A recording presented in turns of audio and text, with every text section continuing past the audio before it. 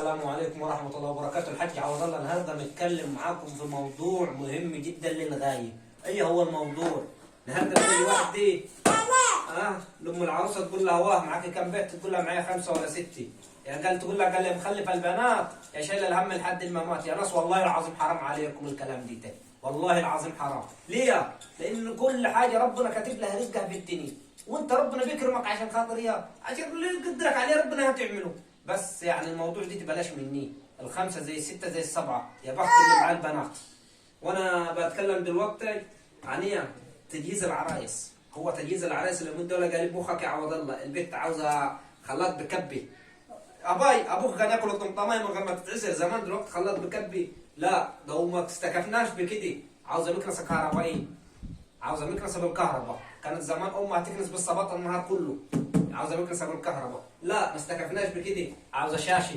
كان زمان التلفزيون العادي لما يبقى موجود في اي بيئه كان يبقى يقولوا فلان عندي تلفزيون النهارده، تعالوا شوف النهارده شاشه. لا ولما بيتكلم معاه هو يقول لها مش شاشه 32، لا عاوزها 40. يا حبيبي ما تشترطش على بنات الناس، الله يعلم بالظروف.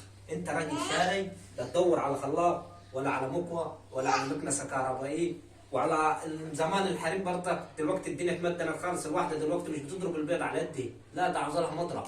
ما هو جلع، هو الجلع اللي جابنا لورا دي الكفاني.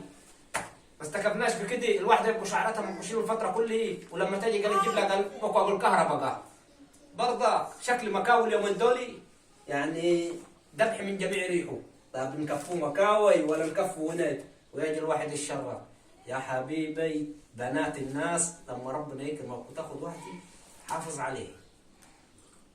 ليه يا عم عوض الله كلامك ديك؟ حافظ عليه. هم النهارده بيعملوا القايمه، مش القايمه تخوفك ولا حاجه، القايمه دي بيعملوها لك ضمان حق. ان كانت بتكتب 500 400 مليون انت راجل شاري ما يهمكش، وانت وحظك عاد، لا بطيخ حمراء لا غير انت ونصيبك، بس ترضى بالدولك ربنا. تاني حاجه هكلمك عليه، ما تقعدش تقول كاتبين ولا ما كاتبينش. انت عملت شقه لوكس، عملت شقه 5 ستار، عملت شقه هنا ماشي. انت دلوقتي انت بتقول انا عامل شقه 5 ستار وشقه سوبر لوكس. يا عم احنا ما اختلفناش، انت عملت في بيتك سواء عملت حاجه هتشرفك انت في الاول وفي الاخر، انما هي ظروف ابوها على الكد، ارضى بالواقع اللي قدامك. ما قدروش يجيبوا لك كذا، ارضى بالواقع اللي قدامك، ما تقعدش تتشرب، لان كل واحد ظروفه على الكد. يعني يا اخي لما يبقى مع 4 بنات ولا 5، ما لو هيجهز ده بالشيء الفلاني ويجهز ده بالشيء الفلاني مش هيقدر يجهزهم. لكن نحن رحم الله امرئ عرف قدر نفسه. يعني هي الامور تتعاون في الجيزه والامور كده، وهنا والله سوى مضرب سوى تضربهم بمعلقه، هي العمليه واحد، بس نحن هي لنا تفكير ثاني. لا انا بنتي ما ينفعش تطلع كده قدام الناس اعبي لها 4 عربيات عشان فجر ده بنت فلان جابوا لها كذا، بنت فلان جابوا لها كذا. كان زمان امي اتجوزت بطقش مخروم الومنيوم وعاشت العشره والدنيا تمام. تعالوا شوفنا هردي بتبقى جايبين لها الحاجات دي كلها، لا العيب بيطلع فيها هو لا تطلع فيها هي، لا العيب بيطلع في حد فيهم. طب مين المكان الا وجه الله؟ ما علينا.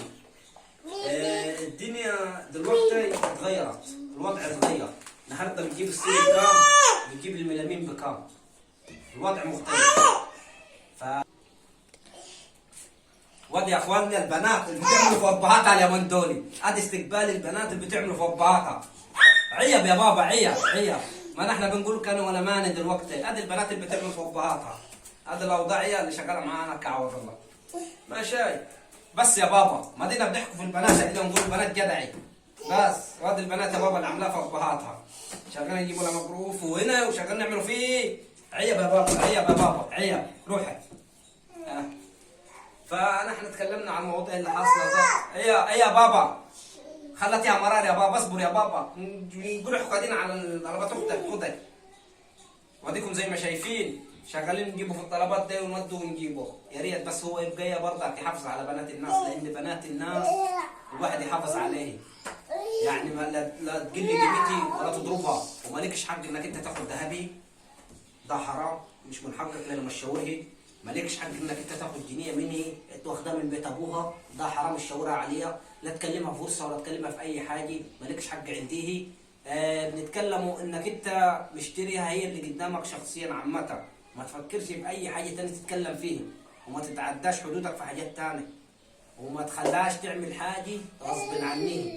من اتقى الله فيجعل له مخرجا. والست ربنا خلقها ضعيفة، على الرغم ان هي قوية بس هي ضعيفة. ما تفتريش على بنات الناس، اتقي ربنا عشان ربنا يكرمك لغاية الآخر لحد النهاية.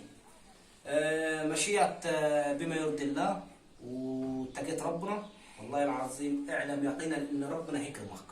لا ما مشيتش بما يرضي الله، استحمل كل اللي يجي لك. النهارده العروسه لما بتجي تطلع لا سمح الله لا قدر الله وبيحصل طلاق، هتقول لك اخد الخلاط دي، هتقول لك مالي بيه ملوش عازل. فليه تدخل نفسك في متاهات اكبر مني؟ وليه تظلمها؟ حرام عليك. ليه تستنى حقها قبل ما ترفع محاكم وقضايا؟ ليه؟ حرام عليك تظلمها. ليه يعني؟ وليه يعني في حاجه ثانيه محيراني؟ انت خدت بنت الناس، لا تهينها ولا ترميه، لا تهينها ولا ترميه، وما تقعدش تتصرمح كتير وتروح سايبها هي مرميه في البيت. ليها حق عليك.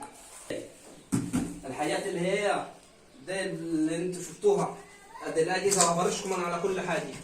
ها؟ ما ليه يا اولاد اللي بيحطوا في الكراتين اليومين دول؟ انا كنت جايبيها.